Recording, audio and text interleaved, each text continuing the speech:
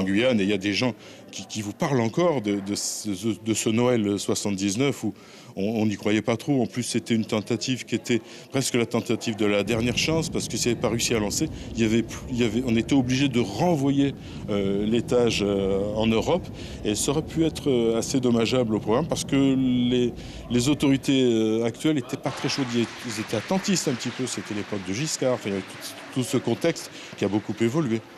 Le chemin parcouru en 40 ans est absolument incroyable.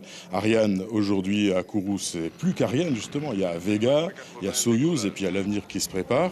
Mais je crois que sur ces 40 ans, ce qu'il faut retenir surtout, c'est qu'on a réussi à avoir notre propre accès à l'espace, notre indépendance. C'est-à-dire que dans les années 70, on se reposait uniquement sur les Américains, qui avaient de beaux systèmes, les Russes aussi. Et puis nous, on est arrivés. Allumage Vulcain. Pendant très longtemps, ça semblait inaccessible aux gens qui habitaient en Guyane. Moi, je me souviens, j'avais fait un reportage pour RFO Guyane à une époque, et j'avais amené une classe de petits Guyanais, j'étais avec une institutrice, et quand ils ont vu ça, ils ont dit « Ah ben oui !» Peut-être qu'on pourrait aussi nous travailler là-dedans. Et c'est quelque chose qui me fait très plaisir parce que finalement, certains des téléspectateurs que j'ai pu avoir dans les années 80, j'en retrouve quelques-uns qui sont maintenant sur la base, qui sont des DO, qui sont responsables de télécom, enfin qui ont un rôle actif et important à Kourou.